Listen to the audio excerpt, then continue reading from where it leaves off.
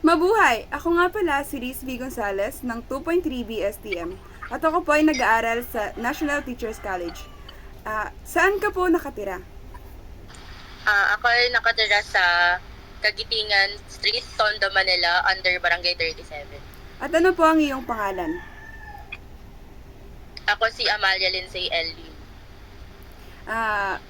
Ilang taon ka na pong nagsisilbi sa barangay? Ngayon, nagkaroon ako ng isang taon na bilang SK chairman. Ngayon po, meron po bang programa sa inyong barangay na sumusuporta o merong konektado sa gender equality? Meron, kasi sa buong barangay, maski sa mother barangay at sa SK Council, parehas kaming may committee or komite na tumutulong sa lahat na magkaroon ng pagkakapantay-pantay in terms of gender. Sa anong paraan niyo po napapakita na meron kayong gender equality?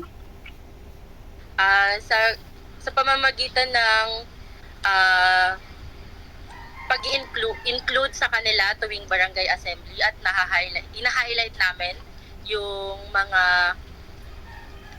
rights and lahat ng mga complaints regarding sa pagkakaroon ng gender inequality at some point or at some cases.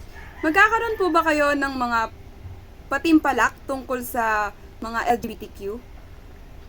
Oo, plano namin magkaroon ng Miss Gay Pangkalawakan, darating na fiesta ng Tondo, na alam namin na mag-enjoy lahat and ma-showcase ng mga LGBTQ community yung kanilang talent and yung kanilang kagandahan.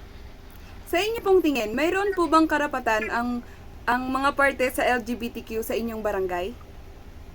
Oo naman, kasi kagaya natin, tao rin naman sila na may nararamdaman, tao rin naman sila na may karapatan. So, kung ano yung mga nakukuha ng mga babae at lalaki, ay dapat makuha rin ng mga tao na under LGBTQ community. Sa inyo pong palagay, ano po ang inyong mga maipapayo sa mga kabataan na gusto rin pong tumakbo ng sangguniang kabataan, katulad niyo po? Para sa akin, based on my self-experience, kung nasa puso nyo naman ang pagtakbo at pagsilbi sa inyong komunidad or sa barangay, go for it. Mas okay nang mag-take ng risk kesa malose mo yung chance na ay sana dapat tumakbo na lang pala ako. Sana nagawa ko yung ganitong project. Sana nakatulong ako sa iba. Ayun. Sa tingin niyo po, bilang SK chairman po, mahirap po ba na i-handle po ang isang barangay?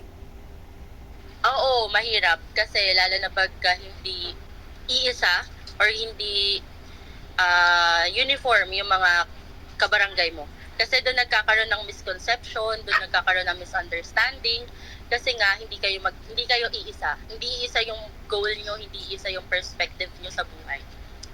Ayun lamang po at maraming salamat at ikaw po ay pumayag na aking ma-interview sa aking aktibidad. Yun lamang po at maraming salamat. Thank you.